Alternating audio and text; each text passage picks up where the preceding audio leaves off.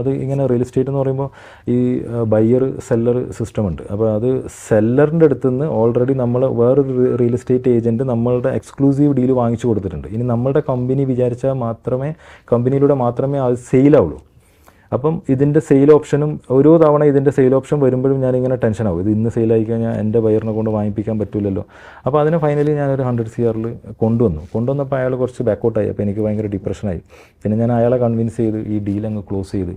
ആ കമ്മീഷൻ വരുമ്പം എല്ലാവരും പറഞ്ഞു, പാകിസ്ഥാനി ആയതുകൊണ്ട് ഈ കമ്മീഷനൊന്നും നീ പ്രതീക്ഷിക്കണ്ട, കാരണം 4 കോടിയാണ് കമ്മീഷൻ. കമ്മീഷൻ മാത്രം 4 കോടിയാണ്. അതായത് ഓൾമോസ്റ്റ് 465,000 ദിറംസാണ് എൻ്റെ കമ്മീഷൻ. അതിൽ കെവിന് എത്ര കിട്ടും? എനിക്ക് 98 lakhs ആണ്. കോടീശ്വരനാവാൻ പറ്റും. അപ്പം ഓവർനൈറ്റ് കോടീശ്വരനാവുന്ന സ്വപ്നങ്ങൾ കണ്ടിരിക്കുകയാണ്.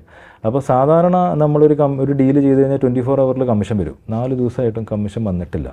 അപ്പോൾ എൻ്റെ കൂടെയുള്ള അവനും ഒരു 1 CR അടുത്ത് കമ്മീഷൻ കിട്ടാനുണ്ട്. അപ്പം ഇയാളാണെങ്കിൽ ട്രാവലാണ്, ഫോൺ എടുക്കുന്നില്ല. അപ്പം പോയി. ഇനിയൊന്നും എന്തെങ്കിലും ചില്ലറ പിന്നെ അയാൾ തരുമായിരിക്കാം. പക്ഷേ അയാൾ വാക്ക് പാലിച്ചു.